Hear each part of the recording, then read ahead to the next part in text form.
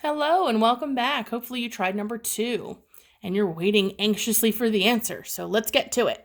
So I have my A, B, and C. I'm going to plug it into my quadratic formula. Notice I put this in parentheses because it's -4, which will make that a +4. And then when I put that in my calculator, I get the 592 as the discriminant. And then the negative becomes a +4, and 2 times 8 is 16. Then I did a factor tree. Now your factor tree could look different, but what should be the same is you should have 4 2s and a 37. So this thing becomes 4 plus or minus 2 times 2 is 4 square root of 37 all over 16. Now, looking at my 3 numbers, remember that square root of 37 is going to stay the same.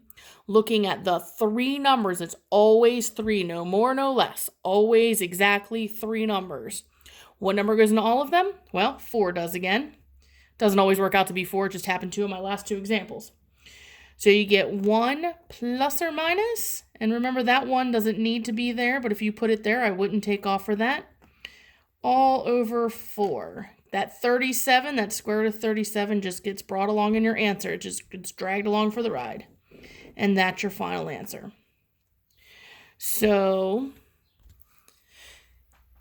take a look at this last example. Write this one down. Give it a try. Pause the video. I'm going to do both in the same video. This one, something nifty happens at the end. That's why I have this one here. So pause the video, take a moment, and complete the problem, and then unpause it when you're ready.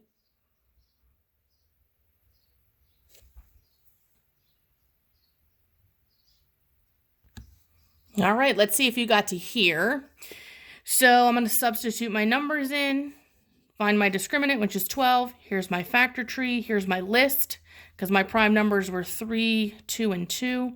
Once again, I'm not going to ask you to show me on paper your factor tree. Don't put this on the computer. It's too complicated to try to line all that up and type it in there. So this I expect you to do on your own piece of paper. So now my answer so far is -2 plus or minus 2. The leftover is 3, so that goes back under the radical all over 2. Once again, looking at all 3 numbers, ignore the square root of 3, that just goes along with us. What number goes into all 3 of them? Well, 2 goes into all of them. 2 goes into -2, -1 time. Plus or minus 2 goes into 2. We don't need to show that 1. And then technically it's all over 2 divided by 2, which is 1, but we don't ever show that. So if this was a multiple choice question, they would actually simply write the answer like this. If you were to put the ones in, my dotted ones, if you were to put solid ones in there, I wouldn't take off for it. But on the quiz, it's multiple choice, some of it, so make sure you're paying attention. All right, thanks. Let me know if you have questions.